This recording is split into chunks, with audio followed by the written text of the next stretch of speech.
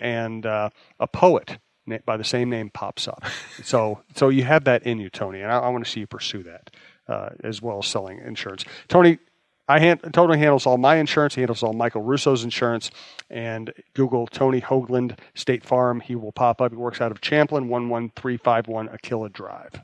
Hey, Minnesota sports fans. This is your local State Farm agent, Tony Hoaglund. I need you all to ask yourselves this question. If you're in an at-fault car accident and you are sued for $700,000, how much of that $700,000 will my current insurance company pay? If you are unsure or can't answer all $700,000, you need to give us a call. State Farm has been number one in car insurance since World War II and number one in homeowners insurance since 1964. For a no-obligation review of your current policies, call us at 763-421-4900 or check out our website at www.champlininsurance.com. So Zendejo, I thought, played really well yesterday, was very physical.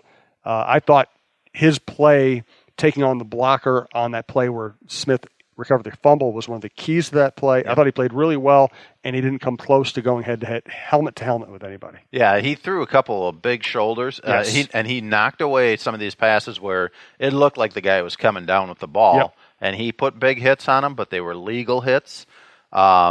He's maybe learning there, but there was another play that I saw where he looked like he was going to come in with the helmet and pulled up at the last second. Yep, I saw that too. Kind of just jumped over the guy, and so maybe he's learning, and if he does, that's a good thing because, well, number one, it's a good thing because you're not getting the penalty or you're not getting the fine or suspension. Yes, potentially being thrown out of the game. And by the way, of course, it was a Cincinnati Bengal that actually got ejected, but also I think the way that Zendejo has thrown around his body over the past few years, that's going to add up. And so if he can make it more shoulder instead of neck and head, that should help preserve his career a little bit. Absolutely. Special teams, there weren't any big gaffes. I think that's kind of what everybody wanted to see. They wanted to see made field goals and no mistakes. Yep, and I think it helps too when you have gunners that are used to doing it or good at it. Holton Hill did a pretty good job there, but Mike Hughes made a spectacular, like a diving type catch to down the ball inside the 5-yard line on a punt. So I thought that was pretty impressive because I didn't know how much run he would get on special teams with all the playing that he was doing on defense. Daniel Carlson took advantage. 48-yard field goal, the only chance he had in the game to kick a field goal, hit all of his extra points. And, Matt Wiles, for as big of a leg as he has, he did a good job putting the ball inside the 20. He had one shank. Yes, he did. He did have one shank. Other than that, he was very good. But, the one time that he did put it inside the 10-yard line, I thought the coverage kind of messed that one up because they let it bounce back quite a ways. But still, overall, it was a pretty good performance for Carlson, for Weil, both those guys being new to their jobs with the Vikings. So it's going to be interesting to see how it all pans out over the course of the season. In terms of the way the game was officiated, we know, I was saying all preseason, hey, they're overemphasizing the rule now. Let's wait and see how they call it in the regular season before we all panic. And they actually could have thrown flags more often yesterday than they did. I think so. Cousins' run, I mentioned that. I thought the defender went down for a helmet-to-helmet on that. Rhodes, after he made the interception, guy came in and just cracked him in the helmet in a helmet-to-helmet shot.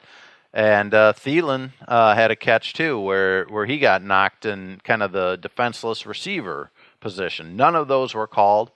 And I'm somewhat okay with that if that's the way it's going to be done consistently, if they think they've made their point during the preseason and it's changed people's ways of going about it. But those instances I'm not so sure were changed ways. And now we got to the regular season.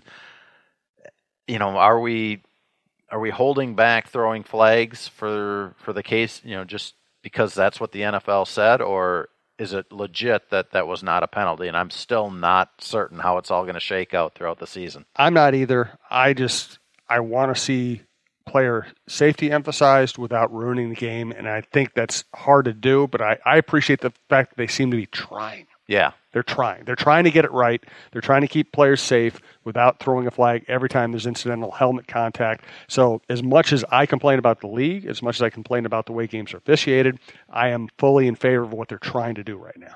And I get it, but the one thing that I was a little bit surprised about, not just with the Vikings games, but the Packers and Bears last night that I got home and was able to watch the second half, they seem to be more focused on the new kind of quote-unquote Aaron Rodgers rule where you can't put your full weight on the guy. Now, Sheldon Richardson got called for that in the game.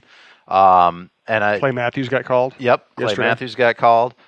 And, I thought it was interesting when Aaron Rodgers got injured, there was a medical guy on Twitter that I follow that said, I thought we weren't supposed to be able to put full weight on the quarterback. Well, first of all, it wasn't full weight on the quarterback. It was a guy that ended up, kind of getting his leg inadvertently, and Rodgers was already in a weird, vulnerable position. Yeah, that was not a penalty. No, I don't think that was a penalty at all. And so now we're starting to take this to the extreme, though, where, it's like, okay, you can't put your full weight on it, and I get that part of it, but let's be sensible about it, too. I mean, there are times where you're hitting the quarterback, and it's hard not. I mean, if you're driving your shoulder into him, absolutely. Here's the rule. Penalty. Here's the way the rule should be viewed.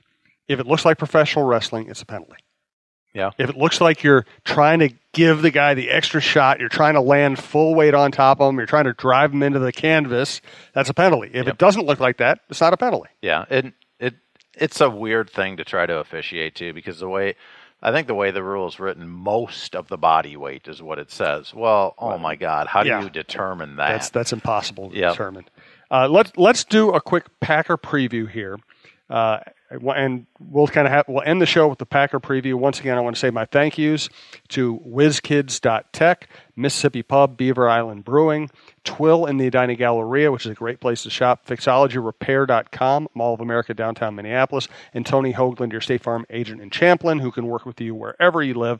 Thanks to all of our listeners for making this the most popular show on the network and for growing the network so much. Again, if you'd like to advertise with this or any other show, jsouhan47@gmail.com. Thanks to our producer, Brandon Morton, and please download before you listen if you can. So, I mean, the Viking-Packer game is it's always fascinating. It's always fascinating, and this is maybe as interesting as you can have for a game in mid-September. Rodgers leading the great comeback, playing on one leg, trying to prep now for the Vikings coming into Lambeau. Cousins lighting it up. The Vikings looking like one of the better teams in the NFL, and it's just maximum drama. Well, and also Rodgers coming off of the injury. Yeah. So, they'll probably try to leave some doubt whether he's going to play or not. I have very little doubt that he's going to play. He's going to play. Yeah. And we get the rematch of Rodgers versus Anthony Barr. Yep. And, how effective is Rodgers going to be? Because, yes, he's a great passer and he's kind of magical in the pocket, but man, his forte has always been getting outside the pocket, extending plays, and if he's not able to move around, which I think he is going to be fairly limited with that because I got to believe everything is going to be tightening up in that knee, and soon enough we'll find out, how serious that knee is. I don't have any doubt that he's going to do everything he can to play, but some of it, what he pulled off in the second half against the Bears was pretty incredible. But a lot of it also had to do with just really bad tackling by the Bears. The Devontae Adams long play, I mean, it looked like 2 or 3 guys had a shot on him. So there were playmakers making plays beyond Aaron Rodgers. He just did a really good job of setting them up and finding that guy and placing the ball perfectly. But on the other side of it, I think the Vikings have a great shot to make the Packers miss a lot of tackles as well. Dalvin Cook is back. If you get him in space, get him involved in the passing game like he was on Sunday, I think that's going to cause all kinds of problems. Because now, I mean, what do you do with Clay Matthews? Are you going to blitz him? Well, if you do, you're probably leaving Dalvin Cook, somewhat open, or where he just has to make one other guy miss, and then he's got a 15, 20-yard gain. So, if it weren't in Lambeau, I think it would be a pretty solid Vikings win. Lambeau kind of equalizes things a little bit. The home crowd, the natural grass, and so maybe the Vikings, guys like Dalvin Cook, aren't quite as quick as they're used to being on the artificial turf. So it's got a lot of great storylines. But, I don't know if you saw this statistic for Aaron Rodgers and his comeback. Up until he made that comeback in the fourth quarter, the Packers were 0-107 when trailing by 17 points or more entering the fourth quarter. So it's pretty incredible. He ended the history of the Packers organization doing that, because what is it, 100 years they've been around, I think now. Yeah. So, and here's the other aspect of the Rodgers injury. We watched last year as a backup quarterback won the Super Bowl, as two backup quarterbacks played in the NFC Championship game, as the Patriots traded away a backup quarterback and he went and won 7 straight games. There are good backup quarterbacks in the league, and the Packers, once again, don't have one. In fact, they've downgraded the backup quarterback position.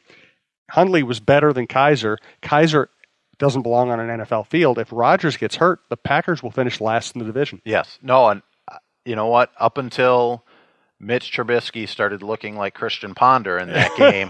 It's so true. I thought, oh my God, maybe I'm wrong here. Maybe the Bears have a chance to be up there and contending for a wild card spot. And then all of a sudden, Trubisky looked horrible once he got any sort of pressure.